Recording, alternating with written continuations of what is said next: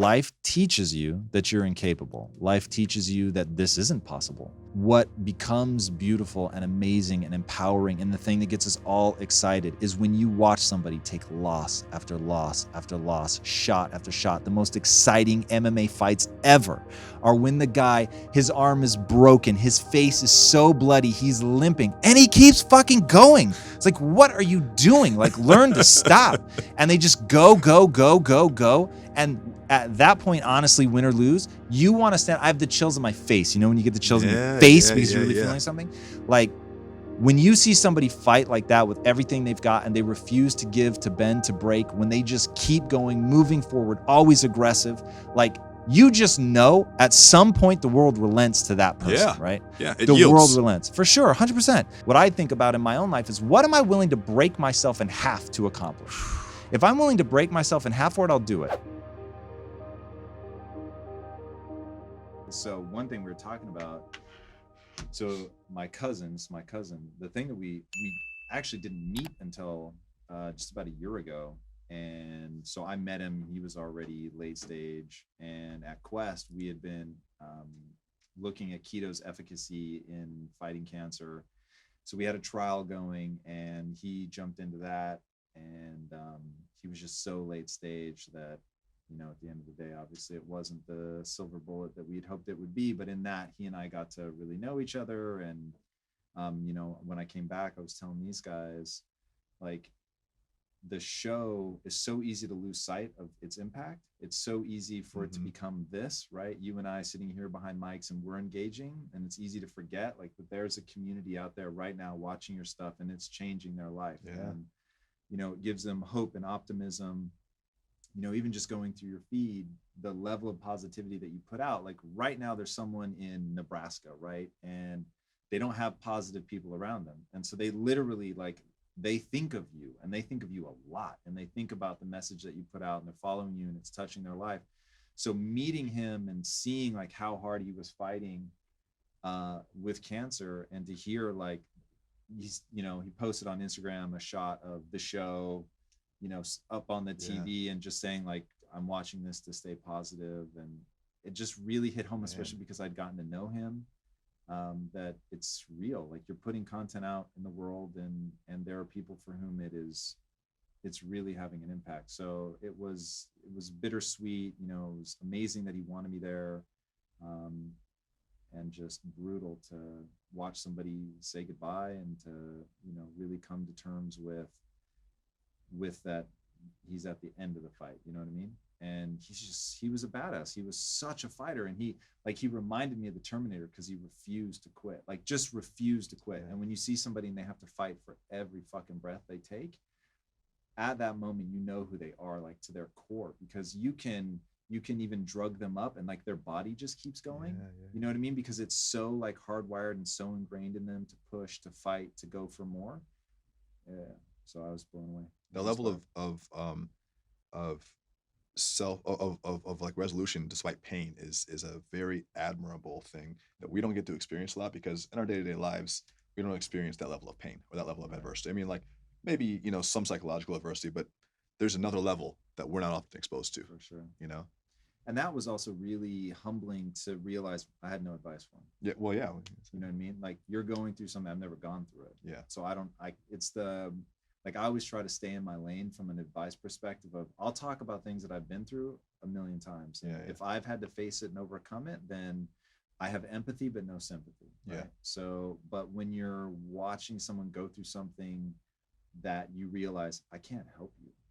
Like, I don't have the insight that's going to make this powerful. I don't have like, you're now teaching me, because you're beyond where I've been. So that was, you know, that moment where the student becomes the master, where he's now got a perspective that I don't have. And for him to have been so cognizant and able to articulate what he's going through, and I don't know, man, it's just, that shit is super profound. It's interesting, you know, when you're so right that when people are going through a really low point and they're stripped of all the shit that doesn't matter, you get to see who they are. Right. You know, and it sucks that you felt that close to him at a point where he was nearing the end. Sure. But you might not have gotten to know him at that depth had he not been going through that. That's a great point. You know, because people put up shields until there's nothing that, you know. Right. So, and well, thank you for coming out today because I mean, you didn't have to. It's a long day for you. Yeah, for sure, man. You know, I look, appreciate it. at the end of the day, it's we all decide who we are and what means something to us and what's important, and commitments, and you know, trying to bring positivity. And I think that's one of the things that reminded me of it.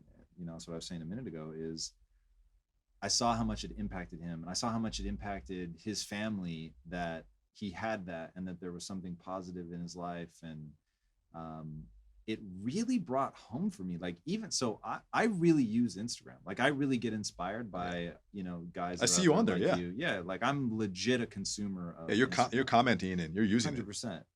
And but it's still hard to, and the game that I play is, what if my behavior were universal, right? I like to play that game. So it. Are we recording this? Yes, sir. Okay.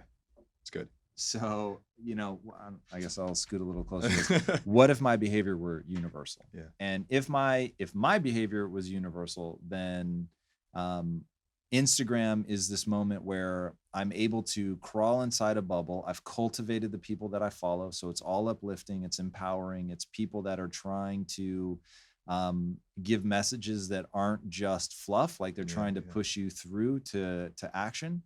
And so I try to create this bubble of oxygen around me. And if you've ever seen those insects that can do that, and they can literally, like with their legs and stuff, they pull oxygen down below the surface of the water and they encase themselves, and then, you know, can hunt or whatever it is that they do. And that's how I use inspiration. And that's how I want people to use my words is, okay, you've built this bubble of oxygen around you that's keeping the positivity locked on you. You're now going into a dangerous world, but are you going to execute? Right? So now that you've got the protective shield, what do you do with it? And if you do something with it, you're my kind of person, right? And I'm going to stand up and clap, and I'm going to work my ass off to make sure that you have that bubble every time that you're trying to go down. Yeah. And I want to believe that that behavior is universal. And that's how I take Instagram or Facebook or Twitter so seriously, is because I use it for real in my life, right? And it didn't exist when I was a kid. It didn't exist when I was younger. And so seeing now how readily available experience can be transferred, energy can be transferred. And I'm not like a woo-woo energy guy. I mean that for real. Like brain states can be synced up with people. And we just had Moran Cerf on impact theory. He's one of the most notable neuroscientists working today.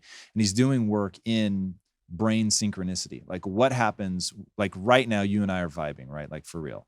And if I just got the chills thinking about it, and you put like something to detect our brain waves, you'd see that we're firing in a very similar pattern, right? Because we're just in sync like that.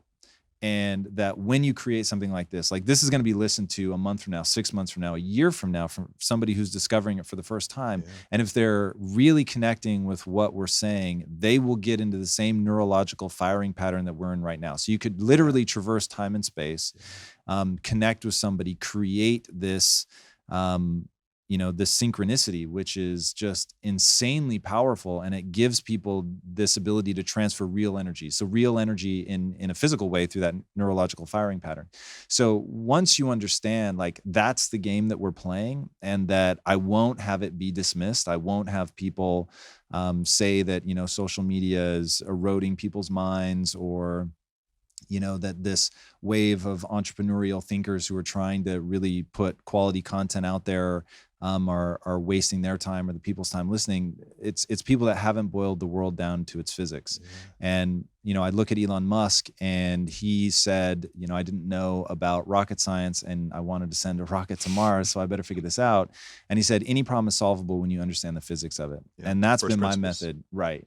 And that's been my method with the brain. Is there's the equivalent of that with the mind, right? To understand the anatomy of the mind, to understand the cognitive biases, I guess, that we all fall prey to. And if you can understand the way that the mind is constructing this reality that you see around you, but that it's not objective, right? That this is your brain never sees light. Like, think about that for a second. Wow. Your brain never actually sees light. It's this 3 pounds of jelly between your ears that's totally encased in darkness, and yet it creates through electrical signals a realistic enough facsimile of this room that we can walk around without bumping into shit, right? That's pretty amazing Yeah. when you really think about it.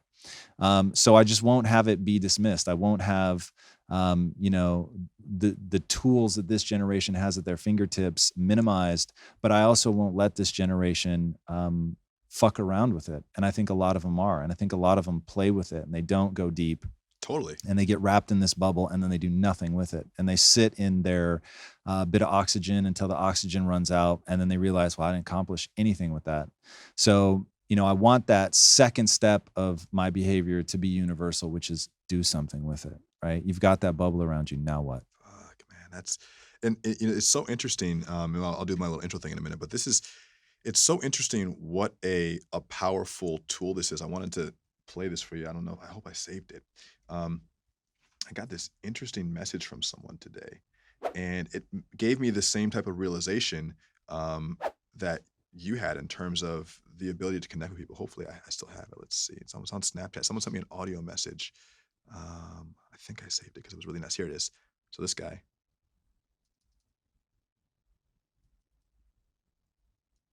It's not playing. Let's see.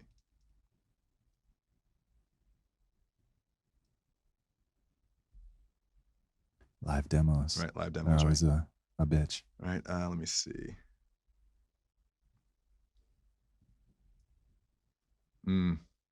Yeah, maybe I won't be able to play it, but it was a guy from Tanzania who was like, I just want to let you know, I don't want anything. I just want to let you know that I watch all your stuff. I listen to all your stuff. Thank you. You're helping everyone. Wow. And I'm like, there's no way I'll ever meet you. I'll never know you. Right. I'll never connect with you except through this thing. What is this? And I don't even actually understand how cell phones work, really. Right. I mean, honestly, like I don't understand how this is displaying a picture. Right. I'm not a developer. I don't. But it's magic. It's magic. Literally. Literally magic. What's the quote? Any sufficiently advanced technology is indistinguishable from magic. Mm-hmm. Yeah. And this is well past sufficiently developed. Yeah, I mean, it's crazy. It's quite astounding. Man, let's get into it. We can do the live stream stuff later. This is awesome. So do you know what episode we're on? Episode 3000. I think we're on like episode, but okay, I'll do the intro after. I'll do the little bumper after. But and you can look it up and figure it out. But Tom Bilyeu, thank you for being here, man. Dude, it's an honor. We're not even gonna cut what you just said and put it at the end. We're gonna put that at the beginning. Let's do it. And then we're gonna intro you. Let's get right in. In fact, it's over. We already did the podcast. So the first thing that comes to mind when a lot of people hear about you is Quest, right? Yeah, for sure. That's your calling card. Yeah, that's what dropped you onto the scene. From what I understand, that company is a unicorn. What does that mean, and why is Quest so special in comparison to a lot of other things that have been similar over the past couple of years? Yeah, well, the definition of a unicorn company is a startup company that achieves a valuation of over $1 billion. So we did that. And what makes it special is really a few things. One, the product is amazing. It is. Our whole thing was metabolic truth, right? We want to make something that's real. And we founded the company for 3 very different reasons. There's 3 founders. Founded it for 3 very different reasons. But my reason was I grew up in a morbidly obese family. And really? I didn't know that. Yeah. And I wanted to save my mom and my sister, right? And what does it mean to save somebody? I wanted to see them happy. I wanted to see them live longer. And that happiness factor was a huge thing. And getting to the mind, which is the only way you're going to help somebody be happy. Yeah. There's 2 ways to do it. You can go straight to the mind, or you can go through the body and get them in a virtuous cycle. And I mean, look, dude, you're shredded. If you guys haven't looked up this kid, his shape is nuts. Yeah, I work out. Yeah, I'll say what he's never gonna say. He's in amazing shape, absolutely phenomenal shape. He walks around in phenomenal shape. This is a guy who, like, a few days after Christmas, has 6-pack abs like that you would kill for. It's crazy. It's true. So he's in ridiculous shape. Thank you. And absolutely, man. And so, you get into this virtuous cycle, right? Where you start working out, you feel better. Because you're feeling better, you start making better choices, which then make you look and feel better again. And you just get into this virtuous cycle. So wanted to help them get into that virtuous cycle. And there's a great quote that I've heard attributed to Mother Teresa. I can't confirm it, but no one will act for the many, but people will act for the one. Yeah. So you're going to do things for the people that you know and love and can see. They're not just a statistic. So my mom and my sister, for me, were real people. I could show up every day and fight for them. and really want good things for them. And that became the filter for our business was, we were going to do what was adding value to the end customer. So you couple that with the fact that in 2009, when we first started thinking about the company, we didn't launch in 2010, but in 2009, when we were conceiving of it, we understood social media and other people didn't. And so when everyone was saying Facebook is a distraction and you should ban it from work, we were saying, wait a second, like this is really just a megaphone. It gives people an opportunity to say something about your company to a global audience within minutes of an interaction with you. Now imagine if the interaction they have with you is you added value to their life. You want them on social media. You want them screaming from the rooftops. So we just got that, right? Like boil it down to the physics. Like what are people like? People want to connect. People want a relationship, whether it's with a company or with the other people. They want a sense of identity. And they want to rep what they believe, right? And so to do that, and this is a big push for us at Impact Theory, for people to rep what they believe, like you've got to make some tangible product stand for something. And we're living in this era where people think big companies are evil. And I'm here to tell you that being big does not make you evil. Being evil makes you evil. And you can be big and good, and you can be big and evil, right? Or small and evil. Absolutely. Right? Great point. I know a lot of small evil things and people. Very, very well said. Not you, Mom.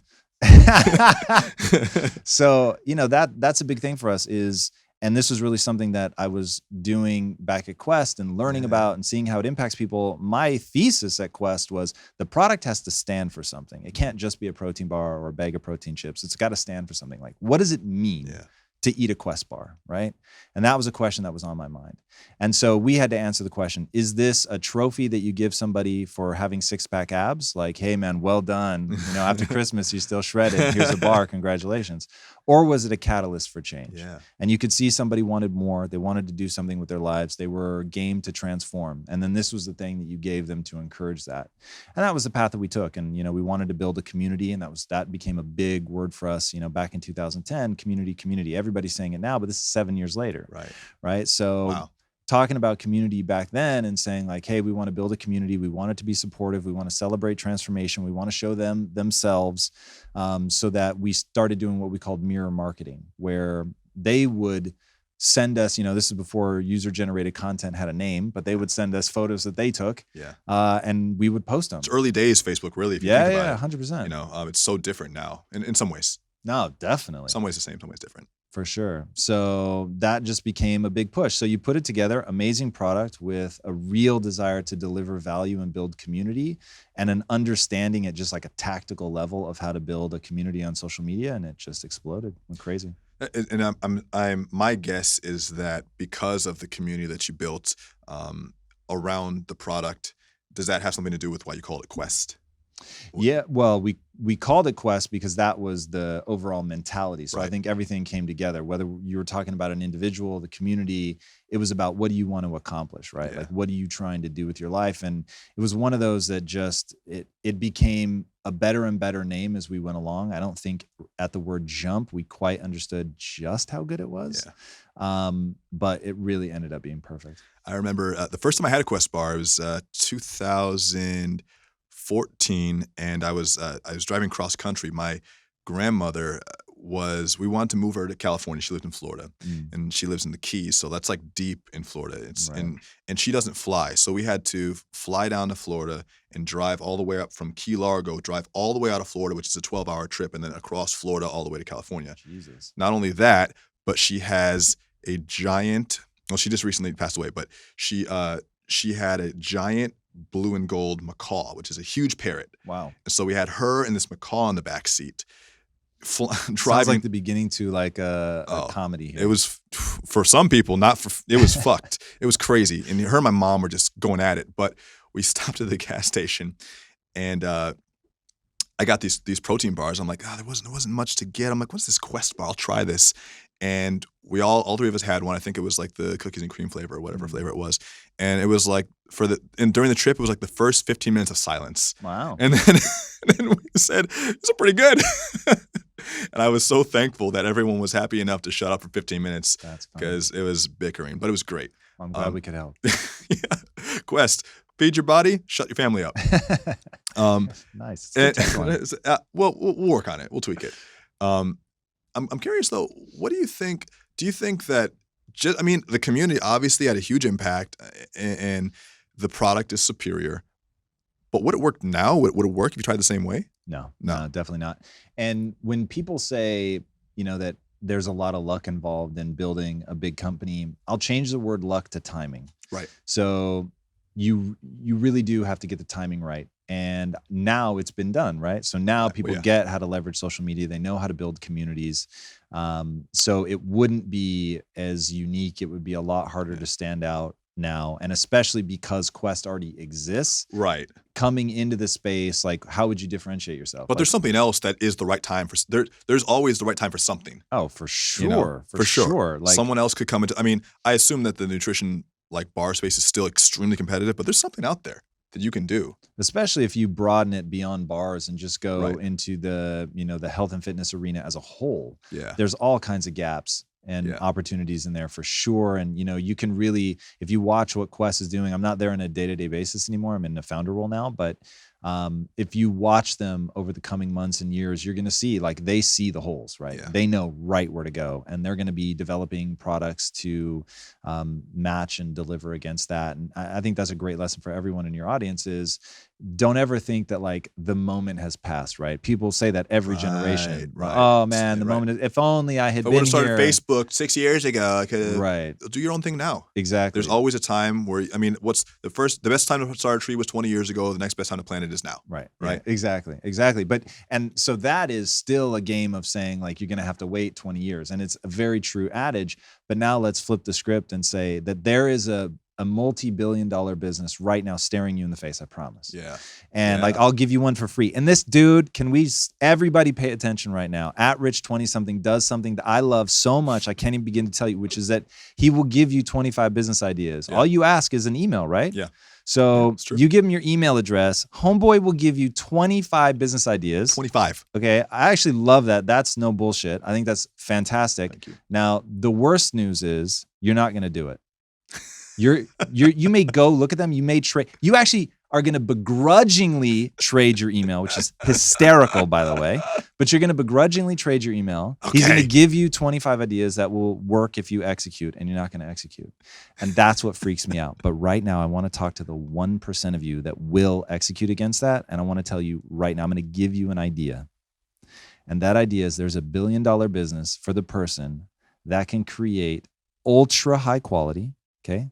The word ultra is very important to me. Right. Ultra high quality, direct to garment printing.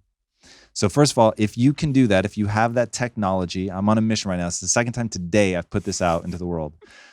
If you can do that, I want you to contact me at Tom Bilyeu, because I'm either going to buy you, invest in you, or mentor you or something, because I need that in my life. No one will do it. No one's going to call you though. Oh, there's one person out there. There's 1%. So reach out, because that's a huge opportunity, but it's got to be ultra high quality. So don't you will turn me off so aggressively if you know that you have a middle of the road or a slightly better version. Yeah. Don't send me that, because I've seen everything there is in the game. Like I'm going hard for that cake on this one. But I'll plant a flag and say the person that cracks that, it's big. It's big money. Well, yeah, because I think now, because there's so much to choose from, we want to have our own options, and we want to be able to make our own stuff, right? 100%. It's interesting too that there's ultra high quality printing on garments is a great idea, but it's also not a new idea, right? We're just repivoting and improving and changing ideas that are already out there, and I think that people are scared that something that seems to have been done before won't work. And they're looking for a fresh, something that's never been done. Yeah. Where do you start when you try to think about business ideas? Do you start from something that's already been done and try to make an improvement or a tweak, or do you start from ground zero? So I start from what's a pain point that I have, right? And then I assess the size of the market. Right. So the reason that I'm so hell-bent on the direct-to-garment printing is think about what's happening right now. We're living through the entrepreneurial revolution, okay? You've never seen ever a generation like the one that we have now, where they all want to self-determine their lives. They don't want to work for anybody. I mean, almost nobody growing up now wants a job. Generation Y forward, I think. Yeah. Yeah. They are so hell-bent to be their own boss. Yeah. You've got this whole movement of self-branding. You've got this whole movement of God, speak your truth. I hate those words so much. You can't imagine. Live your passion, speak your truth. Right? So everybody has like some message that they're trying to get out there. Now, on top of that, you've had generation after generation of this amazing content being created in the form of movies, books, all that. And there's like this whole self-reflexive thing of wanting to have a quote from your favorite character. It's called repping what you believe in my vernacular. So somebody's going to crack this and give people the opportunity to rep what they believe, to have their favorite quote from Yoda or from Han Solo or, you know, whatever it is, the Matrix, if you're me. You know, you're going to have like something that represents you, and it's a one-off. You don't have to invest in something big. You just have to be creative. And now all of a sudden you can wear your favorite Instagram post that you put out there, your favorite meme, all that stuff.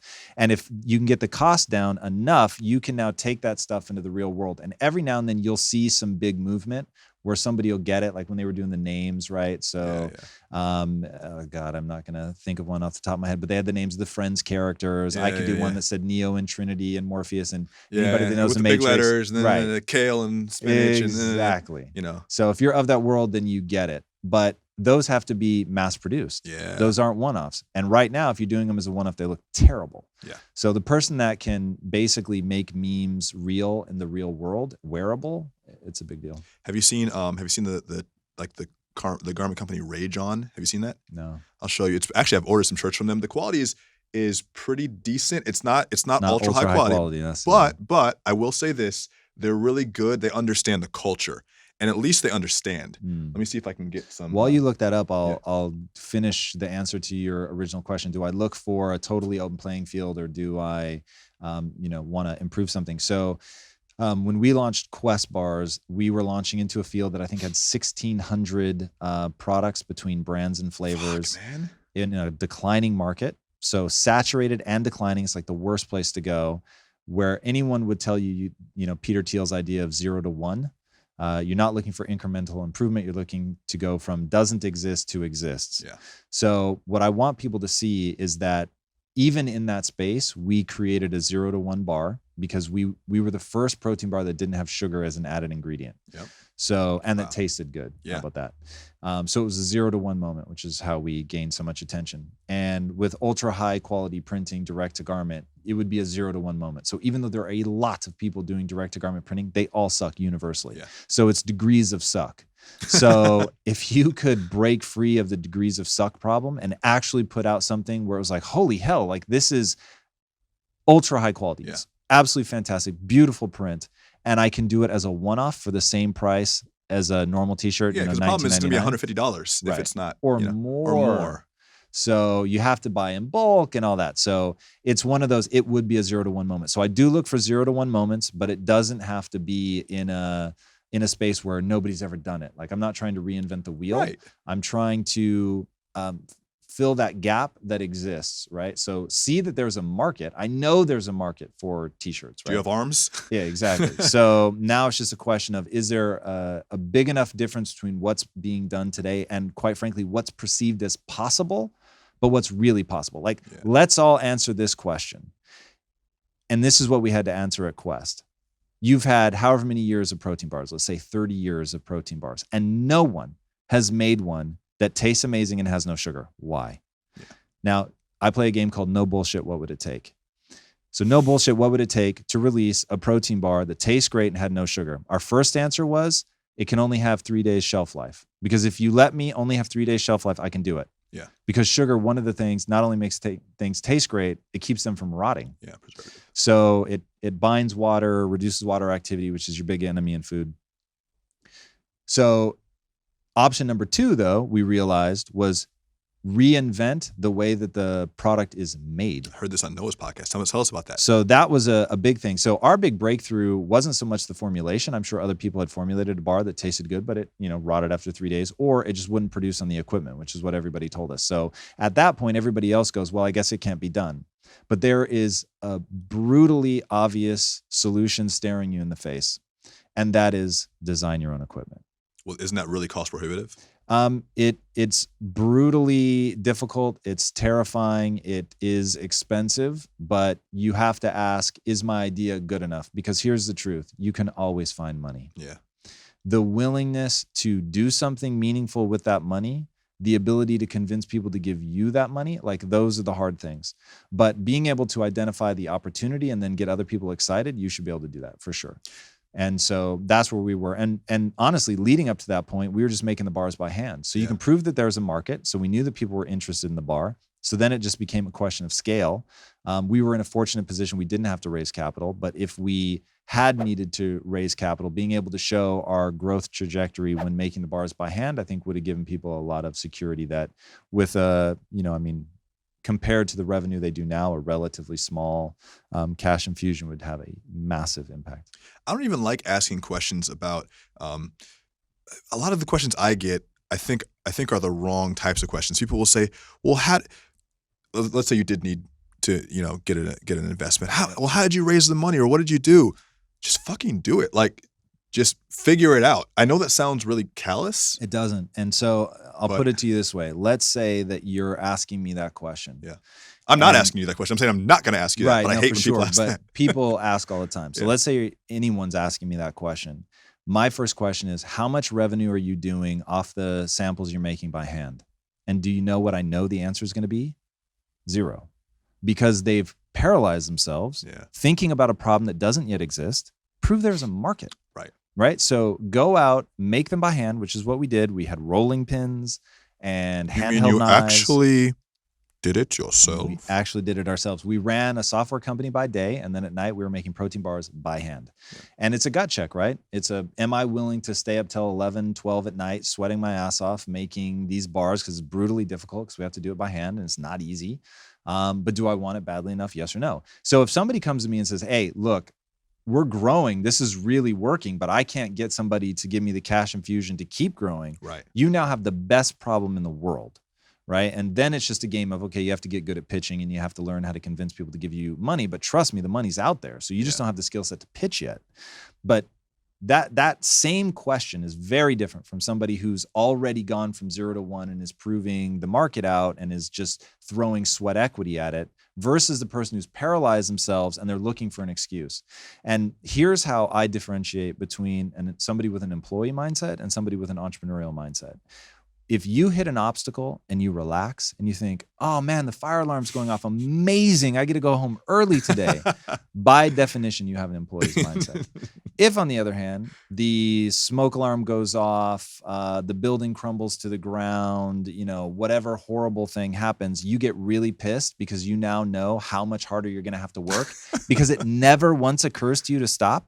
Yeah. You have an entrepreneur's mindset. I don't care whether you're a parent, whether you're an employee, whatever. You can own your own business and have an employee's mindset, and you will go nowhere. That's an important distinction too. They're not mutually exclusive. For sure. Yeah. It's really interesting, man, because I think that a lot of people poke holes and then they try to look through the cracks for light to see if a solution comes easily to them. And they're like, well, if we don't have the machinery, well, then I guess the bar can't be done. Well, you're looking for a reason for it to not work, right? But the real answer is design your own machinery. Oh, well, that's hard. Yeah. Well, then, and here, honestly, man, I remember when we first started talking about it, I thought my partner was out of his mind. He was like, we need to be our own manufacturers. Yeah. I'm like, what are you talking about? Like, this is that would be such an arduous undertaking. But once you run out of options and realize this is it, then it's like, the concept of not doing it never crossed any of our minds, even though it really did seem crazy at first. So you've got to get really good at, even if you reject an idea at first, don't throw it away. Because if you find that you've exhausted ideas, then you have to go to the ones that seem crazy and make them work. And if there is a market, right? If there's not a market, you got to know when to give up, right? Anybody there's a great quote. Well, there's a market for bars. Come on, we know this. It's obvious. Sure. Did you read Shoe Dog? No, I didn't read Shoe Dog. Got to read it. It's amazing. It's the tale of Nike, written by Phil Knight. Amazing book. And in it, he says, anybody that tells you never to give up is a charlatan. And sometimes you need to know when to quit. Sometimes knowing the precise moment to give up is genius. But he follows it up by saying, but never give up on your grand goal, right? So whatever that is, you may give up on something small. You may abandon a path. Just don't ever abandon what you're actually trying to accomplish. So what I tell people is, don't give up on the goal. Abandon a path whenever you need to. Right, 100%. But not an objective. Exactly. That's interesting. Well, yeah, and people see a strategy as an objective, and then they abandon the entire project. Right. What do you think about What do you think about these? Not for me, no thanks. So this is Rageon, and they do. You know, it's funny. He's showing Kiss. So my next door neighbor is the lead singer of Kiss, Oh, which is it you Gene have to Simmons? respect. No, it's Paul Stanley. Oh, it's Paul. I didn't know Paul was the lead one. Yes, You can yes, I tell think so. generational gap. So they have, so you can create your own stuff on your phone, and they have all these different. As you can tell, this is very much branded after Mm. the generation. They have all these interesting different designs. So that's all, or at least mostly, what's called sublimation. Yeah.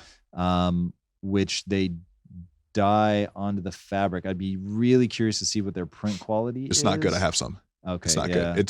That's my gut. And here's what really pisses me off. So they make it look good on the website, right? Oh, yeah, it super looks vibrant, really super nice. colorful. By the way, let's back up because everything is horseshit except for what you just went past. This pisses me off. Scroll back up. Which I one? can't believe. One more. Scroll right there. Which shirt in that line do you think fills me with rage? You can't see this if you're watching. Maybe I'll put a clip on, but it says "I just can't," and it has the Nike symbol upside down. Who would wear that? Like, who would subtly reinforce that notion in their mind? That is so crazy. Like, you get what you focus on. And yes, it's funny. I get it. It's funny. Yeah. But oh dear God, Yeah. to reinforce that notion in Yeah. your head over and over and over You're is branding so yourself with crazy. Yes, that's so crazy. Don't brand yourself as Yeah. a lovable loser, please. Like, that's just so criminal. The quality is not good. But this is proof of concept that people want it. Yeah. You know, There's no question that people want this stuff. and this is It's following. just following me. somebody has to. Did you hear about that kid? There was I think he was like 14 years old. I'm embarrassed that I don't remember his name. But he invented, when he was 14, he invented a test for prostate cancer that was something like 300 times more accurate and 1,000 times cheaper than what was on the market. A 14-year-old, 14, like as in probably in his freshman year in high school. And he had to go convince, I think it was, was it USC? He had to convince a university to give him access to their lab, like all the things that like grown men would be like intimidated to do. To get like grown men are trying to get grants to do this. Yes. You know.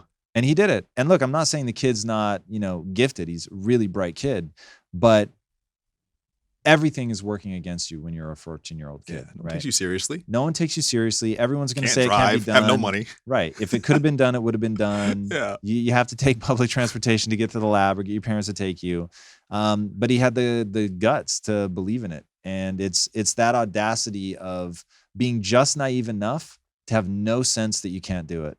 And I think that people have to cultivate that. And I think if we had known at Quest how hard it was going to be to pull off what we were trying to do, I don't think we would have done it. And I'll tell you right now, so there's two sides to Impact Theory, which is my new company.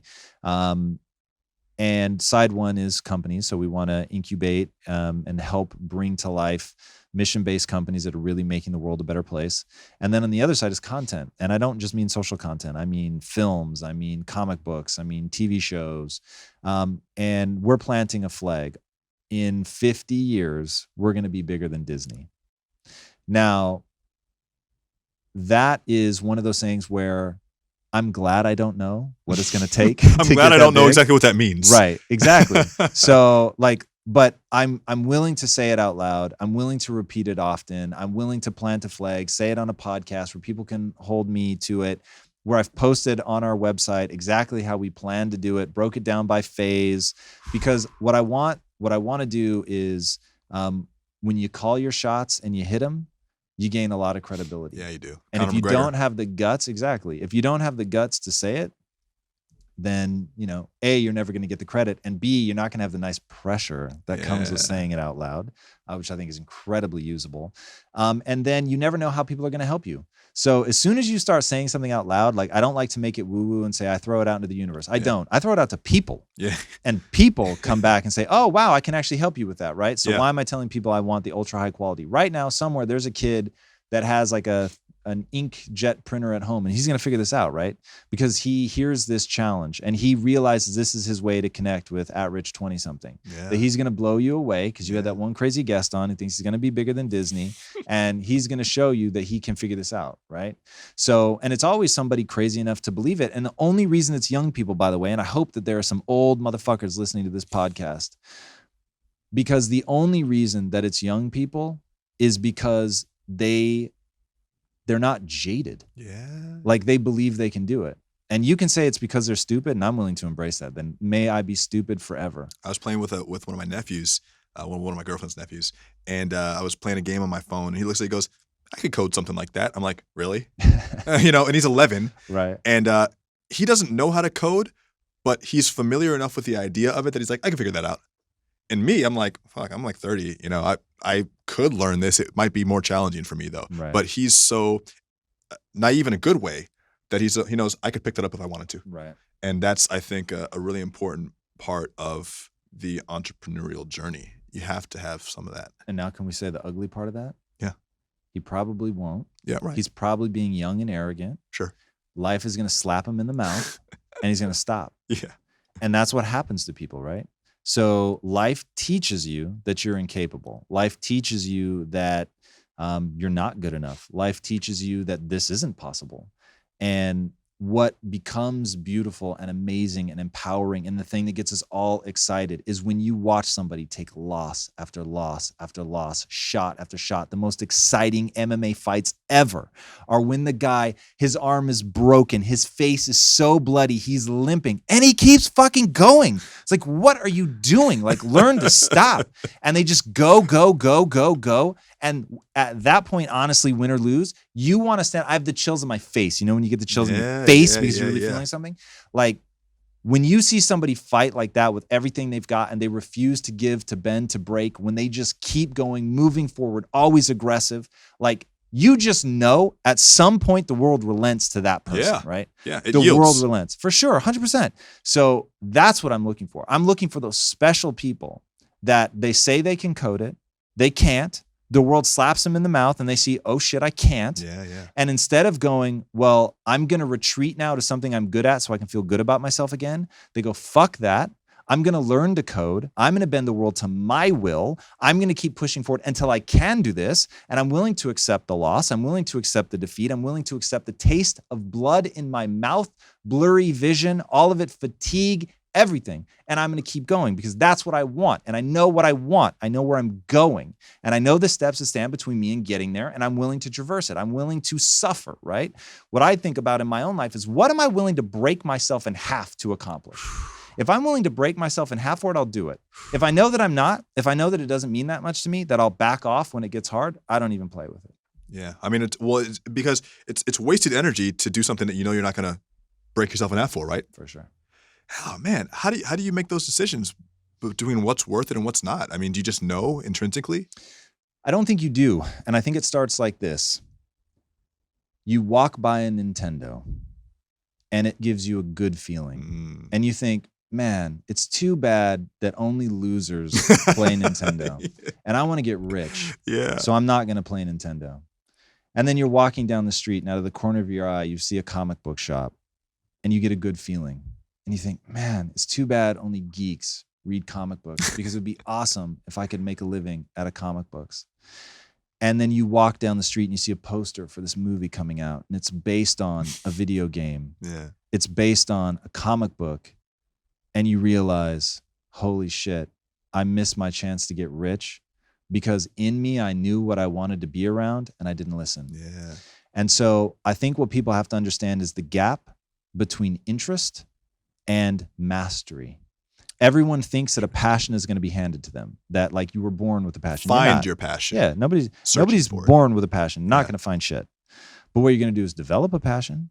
You're going to take that interest and you're going to say, I really like video games. I really like comic books. I really like movies. I want to be around these things. So now how do I monetize them? And then you have to do the hard work of figuring out business and what it means to monetize, and how you identify a niche and a community and how you build that and how you market and add value to people's lives. But at the end of the day, if you're listening to this, I have one mandate. Demand of yourself that you make money doing what you love. That's it. You're going to make money, right? You're going to show up at a job at a minimum. Do it anyway. So you just make one additional demand of yourself, that it's in service of something you believe in and that you love. That's it. Once you flip that switch and it's a do or die moment, it's a burn the ships at the shore. Like, I'll be homeless before I'll do something that I don't believe in. then it will actually happen. And I had that crisis moment. So before we started rolling, or maybe you guys recorded it, I don't know, I was talking about my cousin, and I didn't have advice from him because I've never had terminal cancer. So I don't know what to tell you, and I'm not going to pretend that I do. So I'm just going to shut my mouth. But I will tell you, I know what it means to be emotionally bankrupt, to not believe in what you're doing, and to have to face poverty over continuing to chase money and choosing poverty and saying, I'll never be trapped by money. So because I've done it, I have no compunctions telling people, stop. That was before Stop. Quest. That was before Quest. What happened to make that? So we had a technology company. I got so fed up. I walked into my partners and I said, guys, I quit. I can't do this anymore. I handed back the equity and I said, look, I'm not crossing the finish line, so I don't think I should get anything for this. You handed back the equity? I handed back the equity. Shit. And they had hired me originally as a copywriter and gave me equity through sweat equity. And so it just seemed gross to me to then bail before we had crossed the finish line. And still expect something for that. So I said, look, I'm not the guy that's going to sue you. Don't worry. Like, you could sell the company for $1 billion tomorrow. I'm well aware of what my decision is. And I walked away, and I was going to go force myself to make money doing something that I love. And as I was driving home, pulling into my driveway, my partners called me and they said, come out to dinner with us. And they gave me what is now a somewhat famous speech. And they said, we could do this without you, but we don't want to. And that was what I needed to hear. I needed to reconnect to something other than the money and refocus on the brotherhood and the friendship. And so we dove back in and all agreed that we all felt the same, that we wanted to do something that we were passionate about. So we ended up selling that company and starting this crazy new venture that was going to be built around adding value to people's lives. It was going to be something that we were passionate about, that we would drive hard for, that we were willing to break ourselves in half to bring it to fruition. And that crazy little company was called Quest Nutrition. Shit, man. And just to really cap it off to all of those listening that think I'm crazy. Well, you are. The company, Quest, that we founded after deciding, I don't care if it makes more money. We're not going to think about money. We're going to think about value creation. That company made more in a day than our previous company made annually. So I'm telling you, you're living through the social revolution right now. The world wants to connect with you. They want a relationship. They want to believe in you. They want authenticity. They want to know that you're for real. They want to know that you break yourself in half to bring value to them. And if you can show that, they fucking feel it. Like, they're humans. Human beings connect. We're talking about neuronal synchronicity earlier. You know if I'm for real right now, if I'm full of shit, because you feel something. And then as you go and search me out on the web, it's either going to reinforce or crumble. And if you listen to podcast after podcast, you meet me, you catch me in an airport in New York. These are all real stories, right? You catch me in the airport off guard. Am I who I seem like I am now, or am I totally different? You overhear a conversation. Did it sound like this, or did it sound like something else, right? Like, we're living in a world where you can't hide. We're living in a world where if you've got the audacity to put yourself out there, people are going to pick you apart from 6 different angles. Oh, yeah. So my thing was, I'm going to build my persona around the exact things that if you woke me up in the middle of the night, kicked me in the head, and then asked me questions, in a dazed state, I would still give you the same answers because they're true to the core of my being. Damn. It's interesting. It's interesting that I think you've keyed into something that only is now becoming part of public awareness with personal branding. Sure. Authenticity is huge. And I think that because of the fact that we're really utilizing social media better than we ever have before, there are a lot of charlatans who are being kind of snaked out, right? And a lot of companies and then individuals who are different online, public facing, than they are in their private lives. Sure. Do you think that it's hard to maintain that cognitive distance of being someone else, someone publicly and a different person privately? Is that hard to do, or do you think people successfully master that and just do it for years? I think people do master it, but I think it is hard. I think cognitive dissonance is always weird. I think companies can feel it. And I also think there's such a thing as just good intention, bad execution, right? Right. Okay. And there have been 1,000 times in my life where I've fallen prey to that, where I really want to be XYZ and I'm trying, but the world is just not feeling what's actually in my heart, right? And so you have to discern between good idea, bad execution versus I'm actually a dick and the world has accurately assessed my dickness, right? Yeah. So Self-awareness. yeah, and there's learning curves, man. Like I am still in my mind, like I come to the world of being an entrepreneur with absolute humility because I fuck up way more than I get it right. Way more than I get it right. Yeah. So, I see myself as that bloody fighter who looks like he's losing, who's got the broken arm and the bloody face and, is aspirating blood and has blood in his eyes. And you think he's never going to look the same. What is happening? But just keeps going. That right? nose is never going to be the same, John. Yes. So that's my shtick, right? Just keep moving forward, be aggressive, keep going. When I was listening in on the other podcast you did when we were here at the studio last time, our friend Noah asked you an interesting question, and he said, Noah Kagan, right, everybody. he's the man. Talk about a guy who can get bloody too, right? He does not give a fuck. No, he Noah's really amazing. doesn't care. I was talking to him. I was pitching a client from some services. I'm like, hey, I'm gonna send you this proposal, and you tell me what you think. He ripped my ass apart. He was like, if you send that, you dumb motherfucker. But so he's no holds barred like you, yeah. But you talked about an interesting kind of moment where you said that you've been working. The idea of making $100 million really captivated you, right? And that it something else changed once you approached that number. What can you talk a little bit about the story of like personal wealth and how your mindset has maybe changed around it as it's increased for you? Yeah. So the people misunderstand money. Okay, just like fundamentally. And it's actually not money. They misunderstand themselves. They misunderstand what they actually want. What people want is fulfillment, right? So if you could make somebody feel that elation they feel when they're in love for the first time and they feel that person loves them back and it's just totally equal and that person would give anything to be around you and you feel the same about them, like there's nothing better than that. And that's just brain chemistry, right? It has nothing to do with money. What people want is to feel good. And they think that, wow, if I had and here's the truth. What they know is when they buy something, it does feel good. Right. And they know if I could buy my mom a house, like that would feel good. If I could buy her a big house, a fancy car, make me feel good. And it is all 100% true. Buying a fancy car will make you feel good. Buying a big house will make you feel good. Yeah. But it makes you feel good the way a bowl of ice cream makes you feel good. It's momentary happiness. Yeah. It's transient. It will go away. The hedonic reset point. So you buy the big house and all of a sudden that's normal, baby. Yeah. My house is comically large. It's really big. And it has a studio inside of it. It does have a studio inside of it. And it is normal to me. I don't even think about it anymore.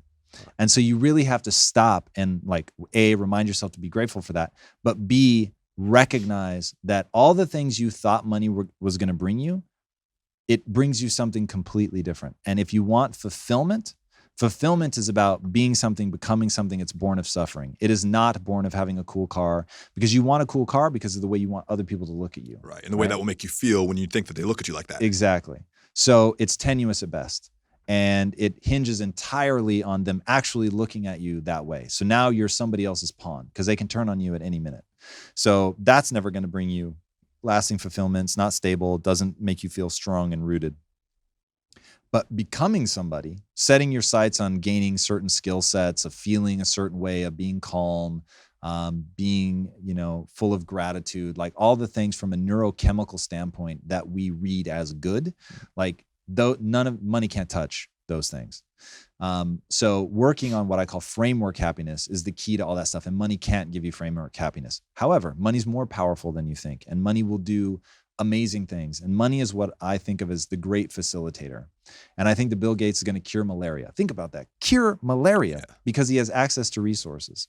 I think that Elon Musk is actually going to get us to Mars. He's going to do it because he has access to resources.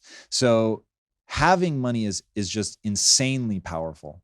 But you have to know what you want to do with money in order for it to really be effective. Because if you want money to have a big house and a fast car, you're going to quit.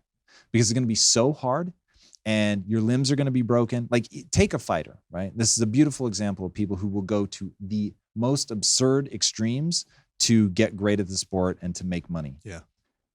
They usually come from low income places. Fighters come from nothing most times. Yep. They're desperate. They've got a family to take care of. There are people in their minds that they want to provide for. They want to do something amazing. They want their kids to look up to them. I mean, that's what's driving them. And they need money. Yeah. You're not going to see a lot of billionaire champions. Why? Because they're not willing to take the shots to the face. Yeah. So GSP says hard to wake up on satin sheets and be a champ. yeah, You know, so well said. You know? So well said.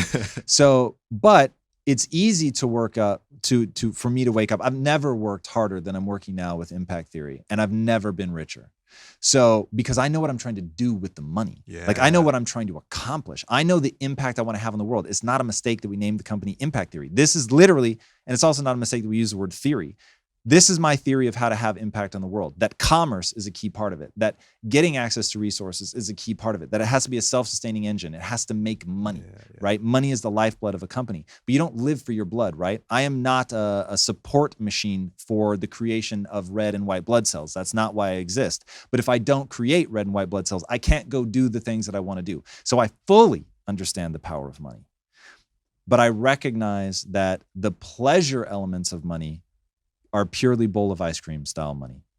But what it facilitates can be amazing, can be certainly life-altering, can be globally impactful, can allow us to control our own destiny. Like all the things that you on your what is it, the better nature of our angels, I'm totally brutalizing that, but when you're thinking in the right way that's focused on really delivering value to the world, then it really has massive impact on that side.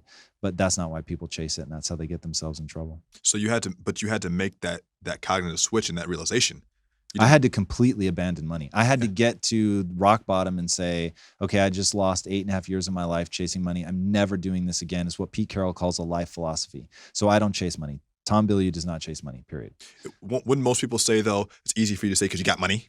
Yeah, but what they have to understand is I didn't have money until I made that decision. Interesting. So I was making, look, that's a little unfair. I was making more money than I'd ever made. I had a 6-figure income, but I wasn't rich, no way. I didn't have a ton of money saved up in the bank. I don't even think I had a year's worth of savings in the bank. And with that, I said, I'm not chasing money anymore. I'm done. I'm quitting. I'm going to go do my own thing. I'm going to build something that matters. It's going to be, based on value creation. This is at the software company. That's when we were at the software company. Right. And I realized I just can't do this anymore. So I was willing to do that before I had, a successful exit. So that was me literally walking into the abyss, handing back the equity, knowing I'd never seen anything for that, cutting off my salary. How old were you at that time? Must have been 32. Shit. Okay. You have time, guys. Yeah, for sure. And please learn from my lesson. A fool never learns. A smart man learns from his mistakes, and a wise man learns from the mistakes of others. So learn from my mistakes. I'm just promising you, make yourself the mandate that you're going to make a lot of money, but all in service of something that you believe in to your core, something that you love, something that you want to be around, something that adds value, because it works. It works. It's actually the best way to make money. It's an interesting shift. Les Brown has an interesting quote. He says, what did he say? They say money isn't the key to happiness, but everyone wants to find out for themselves. Right. Yeah. Here's why money will be around forever and why people will always chase money. It's the same reason people will chase fame. Money and fame are real. Yeah. Money and fame have real impact. You can do things with fame that you can't do without it. And that's so plain to see. You can't ever talk somebody out of it. Like adoration feels good, right? So it is so meaningful. Like follow The Rock. Oh, he's amazing. Amazing. Seems like just an incredible human being. And what he does with his fame is beautiful. And he goes to children's hospitals and he surprises fans on their birthday. And I know what that must feel like for him when they lose their minds that he's just walked in the door. Yeah. Imagine being famous is like everybody greeting you the way a dog greets you, right? And how badass would that be? Like everyone is just like, oh my God, they can't believe that you're here. The way I liken fame is it's like being a national monument. Now imagine right now, if the door to your studio creaked open and the Statue of Liberty walked in, you'd be like, what the fuck? Oh my God, like we got a selfie. It's you. Right? So fame is real. Yeah. You can get better seats at a restaurant. You can attract a significant other way more easily, right? It is clout. It is transferable clout. Money is the same thing. It's currency for sure. Money is the same thing, right? So it actually buys things. It facilitates things, better healthcare, You never have to worry about money. Like money solves money problems, right? Yeah. It buys fancy things. People treat you differently for sure. People want things from you. You can Interesting. invest. People treat what are some ways that people treat you differently without even if they what are some ways, some of the most striking ways you've experienced that? That's interesting. Money's credibility. Huh. Money is credibility. So the day, like if you've never heard of Quest, then okay, you think I'm just a guy. Yeah. If you've heard of Quest and know it's successful, then it's like, oh wow. If you've heard of Quest, know it's successful, know it was valued at over $1 billion, and know that I liquidated some of it, all of a sudden it's like, oh How shit. you doing? It's not only there is that as well, and then there's people that want something from you. But anybody who says all of a sudden everybody wants something from you, that's bullshit. Yeah. Like beautiful people are always going to be beautiful people. And if there aren't beautiful people in your life that don't give a shit about your money, you're hanging out with the wrong people. Yeah. So there were the vast majority of people that I know in my life were totally unfazed. But it, you know, I mean, and that's what you love about them, right? Is that was never a factor. They weren't disrespectful. I was so poor for so long and nobody was disrespectful. Like they were excited to see if I could pull it off, right? Because I've been making crazy proclamations like I'm going to be bigger than Disney my entire life. But it's credibility. That's like, it's such a metric in our life. It's true. Like think about how many people want to know Trump's net worth, right? And it will mean something to them. Why should it? It shouldn't mean anything. Yeah. But it's proof to you that he was able to do something, right? It's proof, oh God, well, I guess his ideas do work. So people listen a lot more closely because I've built $1 billion brand. There's just no two ways about it. That's so funny, man, because, you know, I was talking to my girlfriend about the guests we have on the show. I'm like, we have Tom Bilyeu from Quest. And like, she's maybe had a Quest bar. She doesn't know what a unicorn company is. She doesn't care. So she's like, cool, babe. I'm like, no, it's actually really cool because like this, that, the audience is going to love it because this, that. She's like, good job. I'm like, no, babe, it's like fucking dope. Like, and she's like, all right, nice. So, but she doesn't make the association of, she doesn't care about that shit. Right. So it doesn't have the same amount of influence on her. That's awesome. But for someone who does, it changes the way they look at you. For sure. You know? So that's interesting. And I imagine that as being like a real famous person like The Rock, it's even harder because he's instantly recognizable. For sure. You know? He can't, well, he's also fucking huge. He can't really walk around without. There's no blending in for There's no blending in for him. Yeah, money is like six-pack abs. Yeah. It's proof. Like if you're going to give somebody advice about lifting or diet and you're 150 pounds overweight, people aren't going to listen to you. Yeah. But you could give the same crazy advice. Like if a guy with six-pack abs, shredded, looks amazing, goes, dude, Twinkies, bro. Twinkies all day. I'd fucking go get some Twinkies. I mean, honestly. Like, all right. Yeah. Like, hey. People ask me for my ab routine and I don't do crunches and I don't know what to say. Right. I don't know. I'm 38% black. Genetics. Well, all right. That's specific. 23andMe, you should try it. It's like a genetic testing service. Have you tried it? I have not. Oh, dude. They'll send a kit to your house and you swab the inside of your mouth and then you send it back and they sequence your DNA. Wow. And they tell you where all your parents are I from. know 23andMe. So Yeah. did they actually tell you that you're 38% black? It's 30, not even just black, sub-Saharan South African. Wow. And they sequence That's everything. legit. They tell you like your genetic predispositions for like sickness. They'll tell you probably have a cleft chin. You have fast twitch muscle fibers. Wow. You probably prefer salty foods over sweet. You should try it. That stuff's amazing. Can we get really deep on the genetics for a second? Yeah. So here's the fascinating thing about being 38% black. Tell me. That it's really that because black people are almost certainly the oldest lineage on the planet, there's the most genetic diversity. So for one person who's 38% black and they have shredded abs and can eat Twinkies, there's another person who's 38% black. They can't go near anything because they're on the opposite end of the spectrum of you. That's my dad. So, wow, it's interesting that it would be in the same family. He's But huge. that's what I find, so interesting about that is it's just that they span the whole spectrum, Mhm. right? So it's and I mean, now we're definitely sort of beyond what I really understand. So if anybody understands genetics way better than I and wants to call in or write in to slap me around, trust me, I'll just take it. But that's something that I read that I thought was really, really fascinating, that there's just the most genetic It makes diversity. sense. It makes sense. I want to talk a little bit about kind of the dark side of entrepreneurship. All right. Have you ever been depressed? I don't know that I'll say I was fully depressed, but I've been really close. Yeah. And what precipitated that? A lack of feeling like I controlled my life. So my entrepreneurial journey began with feeling like I was coming to the world with my hand out, and I felt like I was trapped in the matrix. I could do more, I could be more, but I didn't know how to make it happen. I felt like something was trapping me, but I didn't know what. And of course, what I came to find out was it was my own mindset. So at that period in my life, I had dreams, but I didn't know how to realize them. And that was by far the most frustrated and hopeless I've ever been. And that began my entrepreneurial journey. So in fairness, that was before I would consider myself an entrepreneur. Once I started considering myself an entrepreneur, the most desperate I got was when I was chasing money and I ended up handing the equity back, and that whole story that we went through. That was me at my darkest, just feeling like nothing mattered, that I wasn't happy, that, you know, there was no fulfillment in my life. I didn't have purpose. There was, you know, I wasn't bringing value to people's lives. That was really, really hard for me. And I just started to feel hollow chasing money.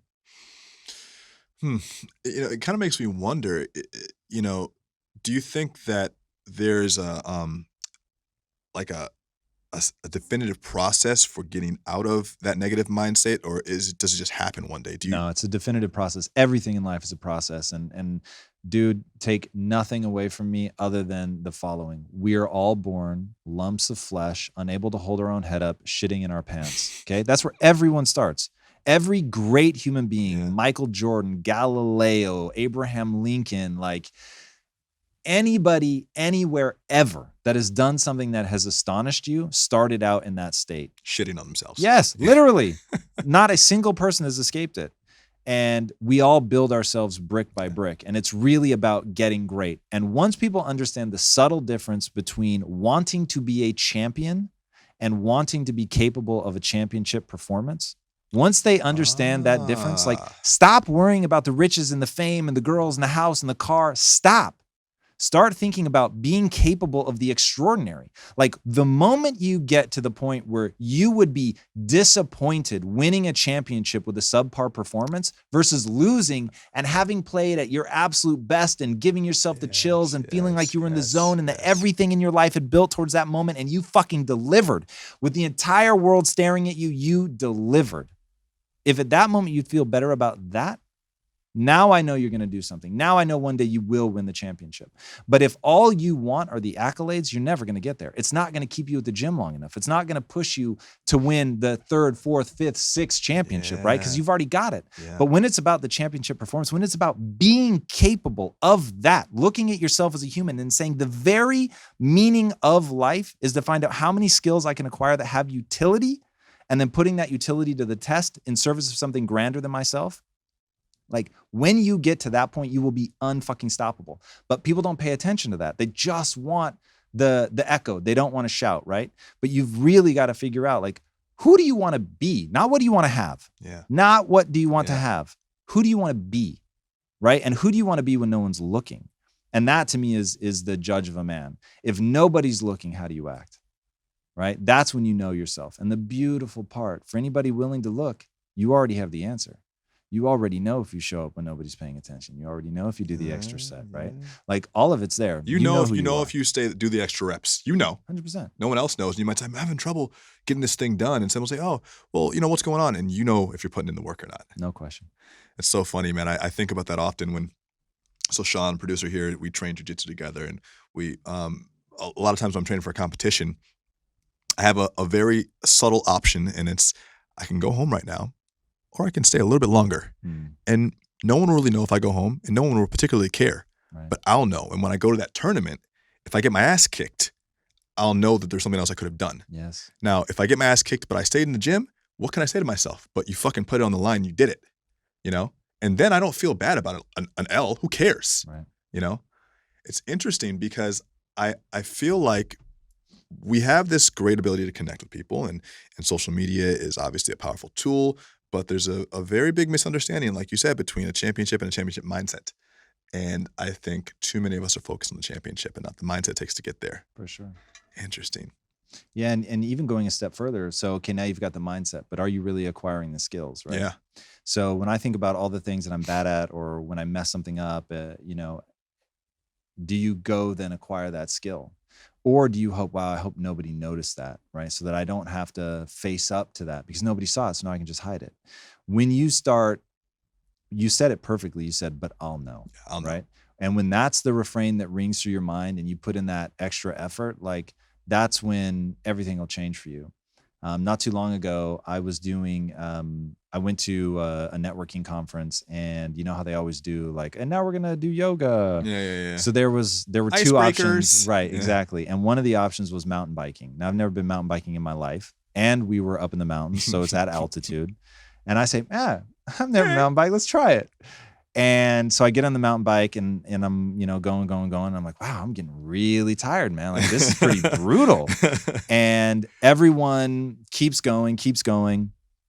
And I'm like, this is nuts. Like, I'm really gassed. I'm fatiguing. I'm gasping for air. Everyone's now coming back, and I haven't even made it to like the halfway point. And they're like, hey, you should turn back. No, I'm going to keep going. And then finally, like, the teacher is coming back, the instructor, and she's like, hey, I can't let you go. And she was like, we can't take responsibility for you. Just turn around. Like, she's like, I'm the last one, right? Basically saying there's nobody else. They lapped you, basically. Yeah. So they'd all gone. They were coming back. And I said, you don't understand me. Like, there's no universe in which I quit. So I'm like, you can disavow me. You can record me saying that I refuse to turn around with you, but there's no way I'm stopping. And so she leaves. And now I'm literally the last person on the mountain. So it's like, there's a voice in my head screaming, no one will know. No one will know. Just turn around, man. No one will know. Like, what are you trying to prove? Because they're like, you're going to get eaten by a bear or something. They're like, there's a reason we do this in a pack. And I'm like, but I would know, right? Yeah. Like, there are some fates worse than death. And being too chicken or too tired to keep going, like, I would know. So I fucking grounded out, man. And I made it all the way there. I made it all the way back. It was so hateful. And I was like, I don't ever want to do that again. It's just pure hate and but, adrenaline. Yeah, for sure. But I was like, to be the person I want to be, I have to finish. Right. So it really comes down to who you are when nobody's watching. It's so funny too, because absolutely no one cared except you. No one cared if you finished the race. Yep. No one cared. That happened to me. I was climbing Mount Olympus in Greece, and we got to the point where we could hit the summit, but it started to snow, and it was pretty fucking cold. It's Mount Olympus. And some people decided, I'm going to stay at the lodge. We're almost at the top of the mountain. What do you mean you're going to stay at the lodge? Right. It's ridiculous. No one will know. I'll know. Yeah. And the funny thing is, like, my performance was embarrassing. Yeah. Well. And people were embarrassed for me. I mean, I was dead last. There were like, 50-year-old, and I'm not kidding. There were 50-year-olds that were doing better than me. But I was like, that doesn't bother me. Other people can think I should be embarrassed, but I don't judge myself for being a good mountain biker or not. I judge myself for starting what or finishing what I start. Right. There's a great quote, fatigue makes cowards of us all. I don't mind wanting to quit. I mind quitting. Right. Well, yeah. And I think this is an interesting tie-in because I'll watch your Instagram stories and your posts, and you're a fucking cyborg in terms of your schedule. And I'm up pretty early, dude. I'm up at like 4:45, 5. I'm thinking I'm killing it. And you're like, it's 3:30. I'm in the gym. Is this a natural thing for you? Have you trained yourself to get like that? So I don't set an alarm. That's really important for people to understand. I think the big thing that separates me is I go to bed early. What time? So I go to bed at 9. Oh, okay. So that's, people, I don't know if they think I'm going to bed at midnight and waking up at 3:30. Like, right. I am not. Right. I sleep as much as I need. So if I need 8 hours, I'm going to get 8 hours. I just find that once you start focusing your life around things that light you on fire with excitement, you just don't sleep as much. So, I sleep 5 to 6 hours a night. So if I go to bed at 9, then I'm naturally up by 2 or 3 in the morning. Yeah. So, and then I happen to have a gym in my house. So, 30 minutes, usually significantly less, sometimes 15 minutes after I realize I'm awake, I'm doing my first set. So, and look, I do all kinds of little things to increase efficiency. So my workout clothes are sitting next to my bed on the floor. So as soon as I get up, I put my workout clothes on and I walk out and head to the gym. And, and at the end of the day, look, I'm all in on my life. I know what I want. I don't have kids. There aren't things pulling for my attention. For a reason. For a reason, very much for a reason. And I'm dedicated to what I'm trying to accomplish. I know what I want to do. It's a huge goal for me in my lifetime. To build something bigger than Disney is going to take a Herculean effort. Yeah. Hateful effort. Yeah, for sure. And look, you should be motivated by beauty and rage in equal measure. Yeah. Right. And for all the people that have doubted me, I love that shit. That fuels me. Right. I need people to say that I can't do it. You can't do it, Tom. Thank you. The only problem with that one is when somebody secretly is on your team. But But there are people legitimately that want to see me fail. Why? Right? Dude, nobody is ever going to love you. Yeah. And there's a great quote from Churchill. You have enemies, good. It means you stood for something at some point in your life.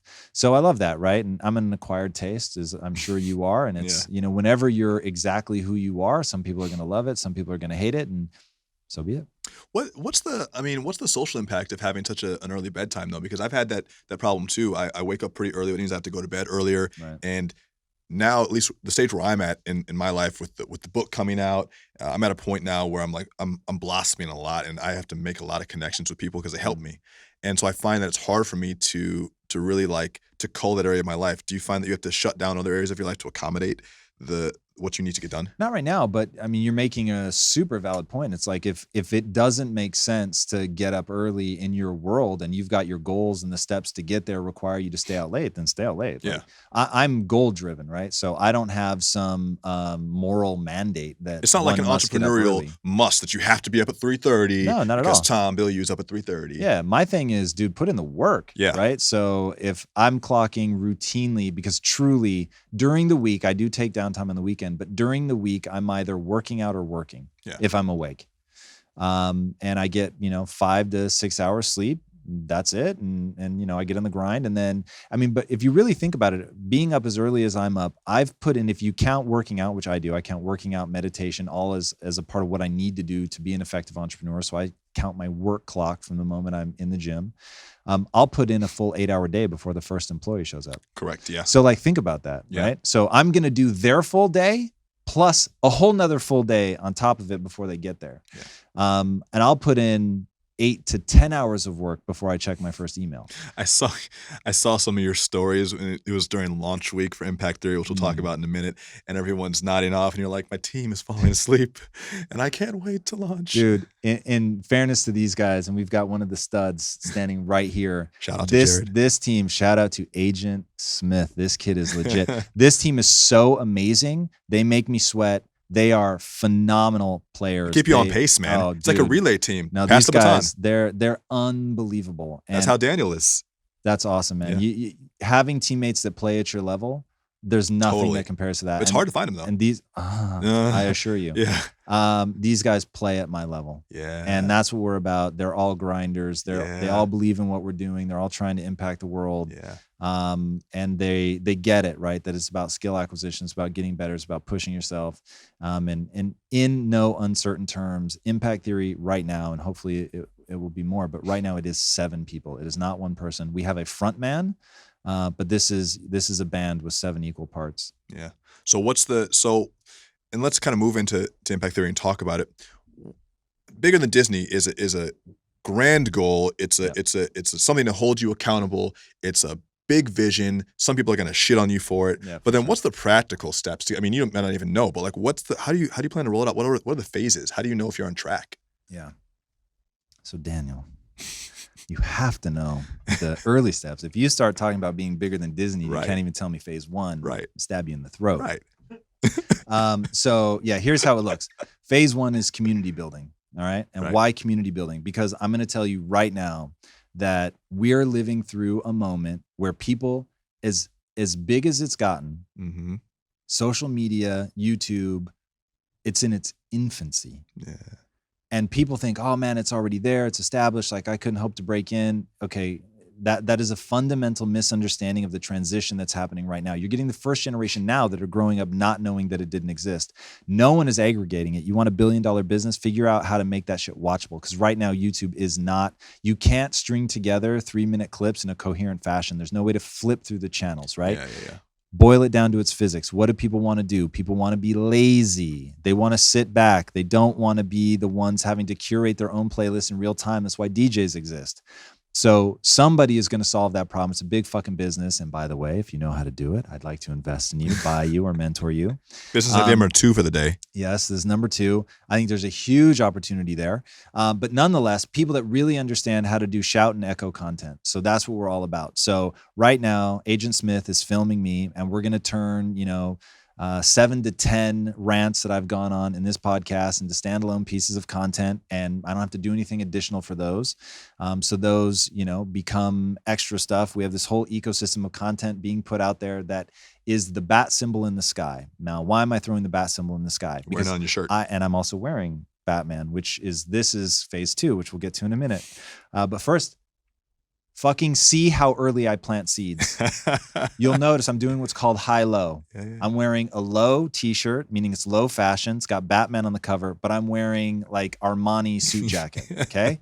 So I've got a high-low combination. Why? Because I'm planting that seed, because I'm going to make high-low suits and t-shirts, and you'll notice I probably already said twice already, rep what you believe, which is going to be a whole big thing for us. All seeds, baby, seeds, planting. So phase 1, planting seeds, building the community, teaching people what the ideology is. My ideology is real. And what I mean by that is if you follow the things that I say, it will improve your life. You'll be better. You'll be able to execute, better parent, better employee, better business owner, whatever you want to do. Everything I'm saying is real. And if you put it into use, it will actually work. So building content around ideology is critical. I read a book probably 15 years ago, more now, wow, that changed my life, called The Power of Myth by Joseph Campbell. Mm-hmm. And he basically said, one of the biggest problems that we have is our rituals are totally meaningless now. We have all this mythology, but people don't understand it. And I realized that as a society, we are content machines. We're really good at making this mythology, and we're really bad at understanding how to implement it in our own lives. So why am I wearing a Batman t-shirt? Because I understand something people don't, which is that Batman is an instruction manual for how to live. And while, yes, it is a story that many people look at as cheesy, I look at it and go, okay, it's a guy with no superpowers who holds himself to a standard, who through discipline, focus, will, acquires skills, and he wants to put those skills to use in service of something bigger than himself. He understands that the bat is an idea and ideas can't be killed. Yeah. I mean, just like all this stuff that really applies to real life. And I'm just wise enough to say, I'm going to take those lessons for what they are, which is very powerful information given to me by amazing writers through time who've been putting this mythology together for me to actually use in my own life to really build something. And so I've done that. And there's a whole cadre of heroes. It just happens to be that Batman is so easy to get a t-shirt of. Iron Man's one of them too. Iron Man's very easy and a great example. In the modern version, the old version, he was an alcoholic and it was all stupid. But they've really cleaned up his image, which is fantastic. So putting out this ideology, building a community around ideology, because I need to, the phase 2 is we're going to build a technology layer. And the technology layer is going to allow the community that I built in phase 1 to tell me what are the companies, because I can't meet all these entrepreneurs. Right. So what are the companies out there that are worth us incubating, funding, all of that? So it'll pop virally within our community through the technology. It'll go viral, and then they'll get access to our game of death, pagoda style, ever increasing access to resources. So at the base of the pagoda, if you've gone viral within our community, then you might, maybe it's just access to office space. And then if, you actually do something and I see that you're a grinder and you show up and you put in the work and you're getting better and you're improving, then maybe we start marketing for you and we've built this huge community for you. And so then we start getting feedback on whether your product is working, whether there's actually a market for it. And if we see that and you're still a grinder and you're putting in the work and you're improving and getting better, then maybe we start funding you. So there'll be this pagoda of resources that people will be accessing. That's phase 2. And that those examples are on the company side, but remember there's 2 pillars. There's companies and content. Right. How we'll treat them will be the same. So the technology layer will tell me what comic book should be turned into a TV show, should be turned into a movie, whatever the case may be, so that we're using the community that we built in phase 1 with the technology that we built in phase 2 to get to phase 3, which is really monetizing this stuff. So what you see is all of our content is free. We're not going to be asking for anything from people other than equity. And the reason that I want equity is I want to be incentivized like they're incentivized. Right. So if we help you and it's crushing, then we make something. If we don't help you and your company doesn't go anywhere, well, then I shouldn't get anything for that. Right. But what I'm realizing is in this social age where people really don't understand the true power of doing this shout and echo style content where there's just a ton of it, who somebody is aggregating very intelligently, is in doing all of that, it creates this huge opportunity for somebody who understands how to market, because cutting through the noise is now the problem. Right. So you have all this noise in social media. It's deafening. And we lived through this brief moment where people could really build a career. Look at Justin Bieber. Built his career on YouTube. Crazy. But that was whatever, 7, 8, 10 years ago. That moment's over. Yeah. So you're not going to be able to do that now, unless you have somebody that understands marketing. So where we think we exist is, my background is filmmaking. I understand narrative. I'm knee deep in mythology. Went to film school? Yep. Yeah. And that's really, mythology's really guided my life and instructed me on how to act. And I take mythology in the form of comic books, movies, books, all that TV very, very seriously. I look at it as giving me the pieces of information that I need to construct my identity, to build a skill set, to have the internal fortitude to see things through. So we want to teach people how to do that. We want to give them the specific ideology, and then we want to teach them how to execute against that, because at the end of the day, only execution matters. So we're going to be helping entrepreneurs and content creators to actually execute and then build that ecosystem around them, where when they create the comic book, that is turned into a movie, that's turned into plush dolls, that's turned into t-shirts, that's turned into hats, and that I've planted the seeds all along the way about high-low fashion, so people can walk into a business meeting wearing a t-shirt of the Matrix, which Impact Theory created, that we source the designs from the community because they understand the ideology. And now we've got creators from all over the world submitting artwork that we give them, basically like an iTunes split, where they get 70%, because every dumb predatory motherfucker out there has always tried to flip it and take 70% because they think, hey, we're the marketers, we've got the infrastructure. As soon as you do that, all that creator is doing is trying to do it themselves. Yep. But if they get the bulk of it, they're not, because they would rather just take their 70% and let you build your business off the 30%. But that lets us scale. How's that? Nice and specific. That's a 50-year plan. It's a 50-year plan. I like it because the fact that you're sourcing the talent, producing the content, and then creating the culture around it. Because at the end of the day, you're creating culture, right? 100%. You know, and a culture, just like an idea, doesn't die. Correct. You know, it sometimes gets refreshed and recycled, but that's what Disney has done. They've created a culture, and all these big brands have done that. And you did that with Quest to a certain degree, right? The community created a culture. For sure. And I'm sure you've seen a lot of other people try to imitate that as the years have gone by. Yeah. And my thing is, the reason that we're so willing to tell people what we're doing is I invite anyone to try to out execute me. And there's a moat, right? I think we talked about this before. No, there's the only moat is people's lack of willingness to work as hard as I work. Yeah, that's a moat. That's a real moat, though. The ideas themselves are not complicated. You Agreed. know, it's relatively simple. It's the physics of the human mind. Yeah, but you look across the ocean, you look up the mountain, you're like, oh, fuck that. You know, let Tom do it. You know, and what are you going to do? You're going to be on your mountain bike, huffing and puffing. Ugly, winning ugly. Yeah. I love that concept. Winning ugly. Damn. Well, okay. Let's kind of bring it home. Let's do it. Do you believe in aliens? I'm not sure. So here's an idea that's occurred to me recently. So if we're in the Matrix, there's probably no aliens. If we're not in the Matrix, there's almost certainly aliens. For sure. For sure. For sure. It's just too much space. And you do believe that Elon Musk is going to make Mars happen? Elon Musk or someone. Would you be one of the first to go? No way. No way. Why not? I plan to live forever. And truly. And I think being an early adopter of something like that is way too much risk for a mortality event. But you know, let's say 100 years in, when it's still you're still alive, wild, which I will be for sure. But really think about that, because I think people think I'm being tongue in cheek, and I say this a lot, that I plan to live forever. So I forget what year it is, but it's like in the 20s, so 2023 or something like that. They expect that every year that you live, you'll add like 3 years life expectancy. Is that a real stat? Yeah. Interesting. So I don't remember the exact date, but it's something like that. Or maybe it's, for every year you add 1.6 years or something. But there's a date coming in the next 10 years where we cross a line, and every year you add more life expectancy than you're taking up.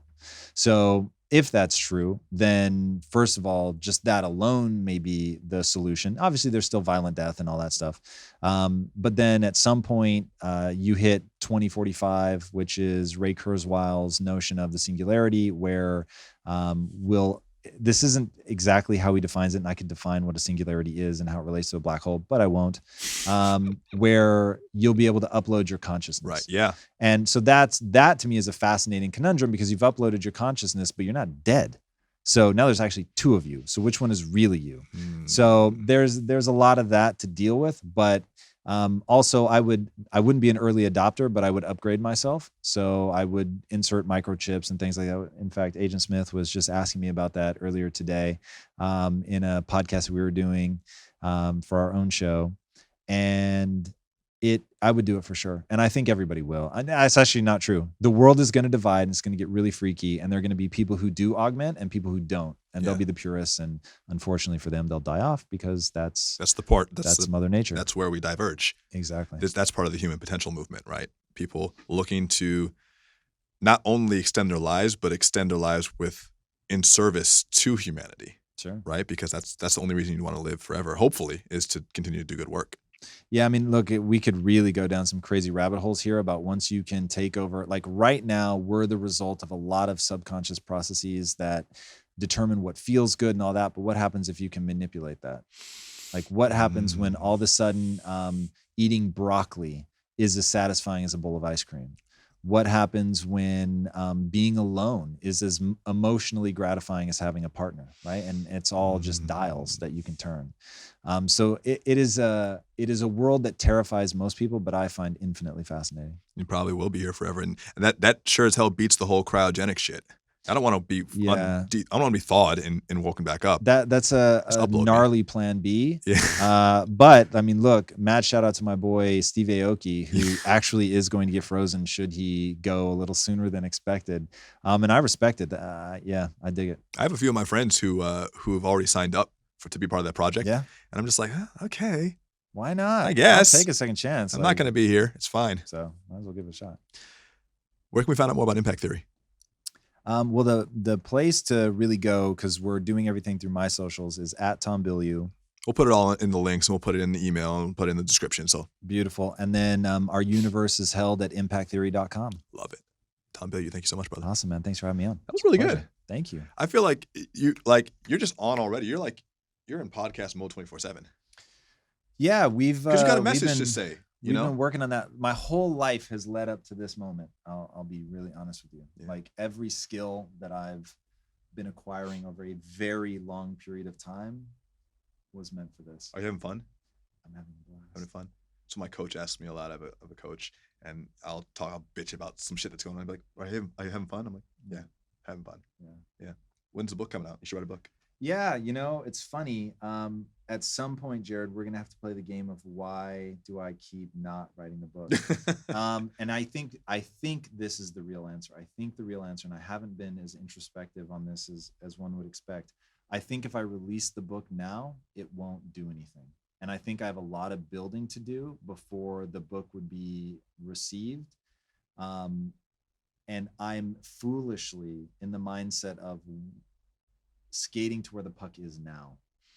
So I know what's smart is by the time the book is finished, I'll have done a lot of the building that I need to do for the book to be received. And yet somehow I keep fooling myself because I'm busy as shit. So let's start with that. But I let that be an excuse to say, I'll write it when the community is ready, which is really dumb. It's interesting.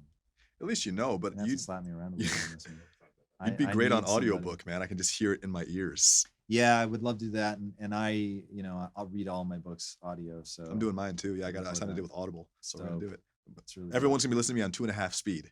As they should be. As they should be. As they should be. Yeah, because they're gonna make you read it really slow. Yeah, are it's they? Funny. Oh, you have to. Oh, you have to, I guess. Because most people need that. I stutter over my words all the time, and you have to really enunciate. Yeah. Awesome, man. And I was talking to Agent Smith earlier, and we're gonna trade. We're gonna get all your media and hook you up with Entrepreneur magazine. We'll mail you out. We'll do social. We'll get all our friends to influence and do all that shit. And so we'll just work it. We'll work everything out. We're gonna run some ads for you and just do all that shit. It'll be fun. That's amazing, man. And you were such a supporter on launch day. Thank you, man. Really, really can't thank you. You hit the front page of Instagram. Did we really? Yeah, you did. What? You didn't know Did that? you know that? Yeah. Yeah. I thought What? You knew that. I How? texted you. You probably didn't We understand hit what the I was saying. front page. No, I didn't. You hit the front Clearly. page of Instagram. Whoa. Yeah. Like, Wow. there's one big box that has the big video at the top. That was That's you. what that was. I didn't know where that was. Yeah, that was the That's front hysterical. page of Instagram. Wow. Yeah, because we had like a couple million people tweeting. So but shout out to you because it was a good video. Yeah, That's the thank thing, was you. a good video. It wouldn't have done that if it wasn't good. Wow. Very So cool. you have an impact.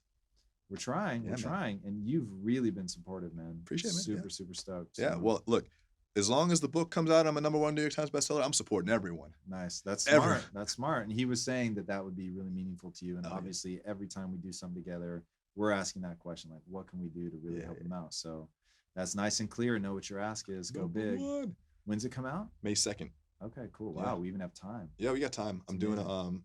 May 2nd. The book comes out. I'm speaking at NASDAQ, which is cool. That is cool. I'm speaking at General Assembly, doing a bunch of different little talks. So we're gonna have fun, man. It's Wow. gonna be General Assembly at the United Nations. no. General Assembly is not You're not Los yet. Angeles? Yeah, there's a bunch of them. So I'm probably gonna do a tour. It's like this what how would you describe it? It's an institution. It's like an a academy. school, yeah. It's a school. Private. Nicole went there Wow. for UX design. Yeah, it's like Very a cool. private school for technology and That's dope. skill stuff. So yeah, so we're doing that. What's the title of the book? Rich 20 something. Easy to search on brand. Amazon. Yeah, On brand. Next one won't be that. that's know. awesome, man. And the goal is to like crush this book, and as soon as it does well, immediately come with the next book to the publisher and be like, up my advance, please. Thank Right. you. Just keep feeding them. So yeah, it's gonna be fun. That's great, man. But if you want to do a book, let me know. I have a great agent, and she got us a great deal. And Very so, cool. yeah, Thank mean, you so much. yeah, pleasure. Oh man, Very cool. that was great, guys. I appreciate you. Well, thank you, man. That was a lot of fun. Had a really good time.